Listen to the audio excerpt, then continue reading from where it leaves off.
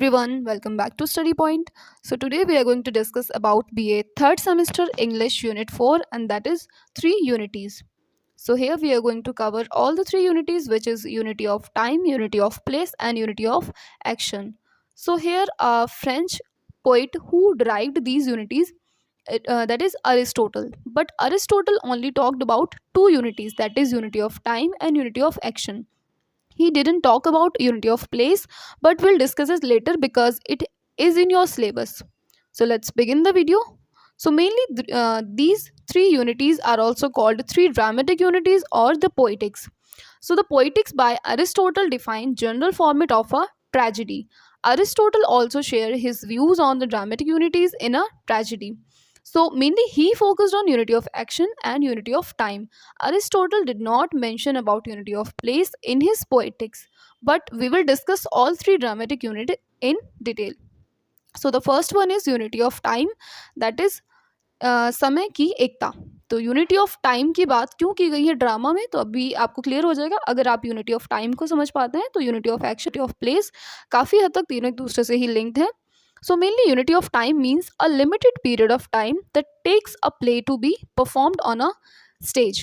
The action of tragedy were performed in a single day during Greek era. Aristotle also stated that tragedy should be limited to a single revolution of sun. देखिए Aristotle ने इस चीज़ पे बहुत ज़्यादा emphasise किया है कि आपका जो प्ले है, बिकॉज जो ड्रामा है वो एक सिंगल डे के अंदर परफॉर्म होता है, तो आपकी मैक्सिमम कोशिश होनी चाहिए कि आप उस ड्रामा को एक टाइम लिमिट में बाउंड कर सकें. मतलब उनका कहना था कि नाटक जो है आपका वो 24 घंटे से अधिक का नहीं होना चाहिए, कि एक 3 ड्यूरेशन या 3 आवर ड्यूरेशन में जो आप स्टेज पर ड्रामा परफॉर्म करने वाले होते हैं, उसमें आपको 14 घंटे से अधिक के समय को या कालक्रम को नहीं दिखाना है. उन्होंने यहाँ तक भी कहा है कि जहाँ तक संभव हो खुद को सूर्य के एक चक्र तक सीमित रखने की कोशिश करनी चाहिए. तो देखिए उन्होंने ग्रीक एरा की बात की. ग्रीक एरा में इसी तरीके से हुआ करता था कि एक ही दिन में आपकी सारी जो इवेंट्स हैं वो हो जानी चाहिए, और अरिस्तु ने इसीलिए कहा है कि जहाँ तक संभव हो खुद को एक सूर्य के एक चक्कर तक सीमित रखने की कोशिश करें. तो नाटक का जो इवेंट है आपका, जो मतलब प्रोसेस है या जो आपकी स्टोरी है, वो आपकी 24 आवर्स से ज़्यादा की नहीं होनी चाहिए. मतलब 24 आवर्स टाइम ड्यूरेशन को ही आप उस 3 आवर के ड्रामा में रिप्रेजेंट करेंगे, उससे ज़्यादा का वो नहीं होना चाहिए. बिकॉज अगर इससे ज़्यादा आप उसको यूज़ करते हैं तो फिर क्या होता है कि वो एक लोगों का वास्तविकता से भरोसा उठा देता है, कि वास्तविकता पर विश्वास लोग नहीं करेंगे, जो कि कई दिनों तक या वर्षों को 3 घंटे के नाटक में दिखाने की कोशिश करते हैं. जैसा आपने देखा होगा कि कई बार एक ही दिन के एपिसोड में आपको दिखा दिया जाता है कि कई दिनों या वर्षों तक का काम. मतलब जैसे आप देखते हो ना कि अभी ड्रामा आपका जैसे स्टार्ट हुआ है, अब 10 या 15 मिनट के बाद आप देखते हैं कि उसमें आपको दिखा दिया जाए कि 1 महीने का गैप हो जाता है, या 3 साल बाद ये चीज़ें हुई हैं, या 2 साल बाद ये चीज़ें हुई हैं. मतलब एक 3 घंटे के ड्रामा में आपको 24 घंटे से अधिक का अगर टाइम लैप्स या टाइम पीरियड दिखा दिया जाए, तो कहीं न कहीं फिर रियलिस्टिक चीज़ों से थोड़ा-सा विश्वास उठ जाता है.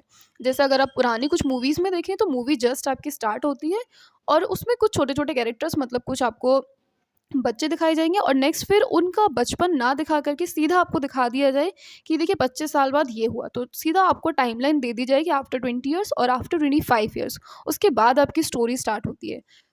तो कहीं न कहीं वो थोड़ा-सा कम रियलिस्टिक लगता है. तो इस वजह से ये एम्फसाइज़ करते हैं यूनिटी ऑफ टाइम पर, ताकि थोड़ा-सा रियलिस्टिक चीज़ों में लोगों का जो ट्रस्ट है वो बना रहे. तो 16th और 17th सेंचुरी में भी इसी तरीके से हुआ करता था, और काफ़ी सारे लोग इस चीज़ को क्रिटिसाइज़ करते थे कि जहाँ पर आपके 3 आवर्स के एक ड्रामा में 24 घंटे से ज़्यादा का टाइम पीरियड या 24 घंटे से ज़्यादा की चीज़ें आपको रिप्रेज़ेंट कर दी जाएँ, तो शेक्सपियर का भी कहना था कि ये तो फिर एक जादुई जादुई इफ़ेक्ट हो जाता है, कि जो कि एकदम इम्पॉसिबल है, कि आप समय की एकता का ध्यान नहीं रखते हैं और एक ही प्ले में आपने 24-24 घंटे से ज़्यादा 2-2 दिन, 4-4 दिन या कुछ महीनों और वर्षों के साल की बात कर दी है, तो फिर वो आपको वो एक जादुई इफ़ेक्ट हो जाएगा. ठीक है? तो देखिए अगर एमसीक्यूज़ में आपसे पूछा जाता है कि जहाँ पे आपका यूनिटी ऑफ टाइम पे ज़्यादा एम्फसाइज़ नहीं किया जाता है, या फिर 24 आवर्स से ज़्यादा का ड्यूरेशन यूज़ किया जाता है, उस टाइम पीरियड के लिए या उस इफ़ेक्ट के लिए शेक्सपियर ने क्या कहा है, तो उसको मैजिकल इफ़ेक्ट या जादुई प्रभाव उन्होंने कहा है. ठीक है? क्योंकि इनका मानना है कि इस तरीके से नाटकों को बीतने में ना वर्षों लग जाएँगे, और उसमें बदलाव भी होते हुए ज़्यादा हमें नज़र नहीं आएँगे. ठीक है? तो नेक्स्ट हम बात कर लेते हैं यूनिटी ऑफ एक्शन की. I hope unity of time आपको क्लियर होगा. So unity of action is a basic element of a tragedy. तो ट्रेजेडी में जैसे हमने कुछ लिटरेरी डिवाइसेस, कुछ लिटरेरी टर्म्स पढ़ी थी यूनिट फर्स्ट, सेकंड और थर्ड में, उसी तरीके से आपका अनदर एलिमेंट है ट्रेजेडी के अंदर, वो है आपका unity of action. So Aristotle focused on unity of action more than any other unity. तो अरिस्टोटल ने बाकी सारी यूनिटीज से ज़्यादा अगर किसी चीज़ पे एम्फेसाइज किया है, किसी चीज़ को ज़्यादा उन्होंने फोकस एरिया समझा है, तो वो है unity of action. Unity of action means the event in a tragedy are coherent and revolves to a single unified plot. Theme having an artistic unity. Aristotle focused on organic unity. In a tragedy, there are a number of incidents and events or episodes. All events of the tragedy should be in a logical sequence like beginning, middle and the end. देखिए आपको मतलब heading से काफ़ी ज़्यादा clear होगा कि unity of action का मतलब क्या होता है। तो यूनिटी ऑफ एक्शन से जो अरिस्टोटल डिफाइन करना चाहते थे वो ये कि कोई भी जो आपका प्लॉट है, कोई भी आपकी थीम है, ड्रामा या एपिसोड है, इवेंट है, मतलब कुछ भी है, तो उसके अंदर आपको दो चीज़ों का खास ध्यान रखना है। पहली चीज़ आपका लॉजिकल होना चाहिए, वो दूसरा आपका वो सीक्वेंस होना चाहिए कि कहीं भी अगर आपका लॉजिक उसमें मिस है तो एक अनसक्सेसफुल प्ले। तो देखिए सीक्वेंस से यहाँ पर मतलब है कि आप बिगिनिंग, मिडल और एंड इस तरीके से अपने ड्रामा को परफॉर्म करें कि जब भी आपकी कोई स्टोरी या कोई ड्रामा स्टार्ट हो रहा है तो स्टार्टिंग पोर्शन, मिडल पोर्शन और उसका एंड पोर्शन, मतलब उस स्टोरी का जो आपका एंड है, जो बिगिनिंग है, वो बिल्कुल एक सीक्वेंस ऑर्डर में चलनी चाहिए।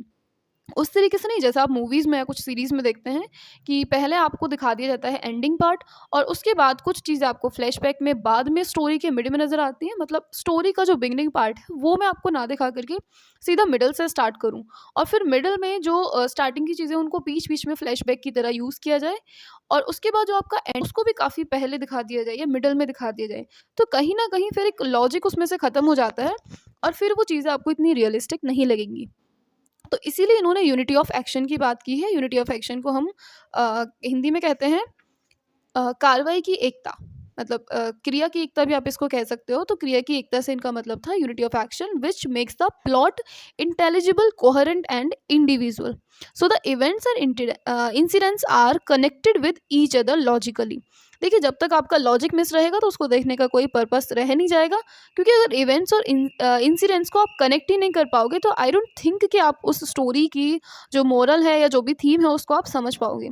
तो इन्होंने main cheese unity of action को एम्फेसाइज इसीलिए ज़्यादा किया है कि आपका इवेंट्स के बीच में और इंसिडेंट्स के बीच में ना हमेशा एक कनेक्शन बना रहना चाहिए। ठीक है, तो इसके बारे में और भी काफ़ी चीज़ें ये कहते हैं कि दूसरों की चीज़ के पीछे नहीं होना चाहिए। पीछे से इनका मतलब है कि चीज़ें आपकी स्टार्टिंग, मिडल और एंड पोर्शन हमेशा एक के बाद एक कनेक्टेड होने चाहिए। तो कुछ भी आपका बीच में से, पहले से या लास्ट में से अचानक से शुरू नहीं हो जाना चाहिए। तो स्पष्ट रूप से ये कहते हैं कि शुरुआत, मध्य और अंत, जहाँ शुरुआत होती है वहीं दूसरी चीज़ के पीछे नहीं हो, जबकि मध्य के पहले कुछ होना चाहिए, मतलब मिडल से पहले कुछ होना चाहिए और मिडल के बाद में आपका एंड होना चाहिए। तो तीनों ही चीज़ें, तीनों ही टाइप के इवेंट आपके एक सीक्वेंस में होने चाहिए। अब नाटक की क्रिया एक एक करके कहानी बताई जानी चाहिए जिसका अर्थ निकल कर के आता है। जब आप चीज़ें ना एक लॉजिकल ऑर्डर में देख रहे हो तो आप उनको खुद भी मतलब उनके जो मीनिंग्स हैं उनको आप इजीली आइडेंटिफाई कर सकते हो और समझ भी सकते हो। ठीक है, तो आई होप यूनिटी ऑफ एक्शन भी आपको क्लियर होगा, बट फिर भी आपको कुछ डाउट्स रह जाते हैं तो आप कमेंट बॉक्स में लिख सकते हो। दूसरा बीए सेकंड सेमेस्टर की जो इंग्लिश की सारी यूनिट्स हैं वो मैं ऑलरेडी अपलोड कर चुकी हूँ, चैनल पे प्लेलिस्ट क्रिएटेड है।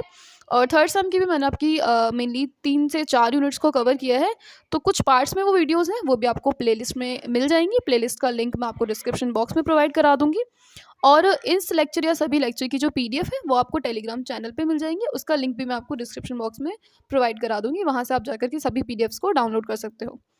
और BA first, second, third same के सारे क्वेश्चन पेपर्स भी आपको वहीं पे मिल जाएंगे। लास्ट है हमारे यूनिटी ऑफ प्लेस, जिसको कि एरिस्टोटल ने ड्राइव नहीं किया था बट बाद में इसको ड्राइव किया गया आफ्टर ग्रीक एरा।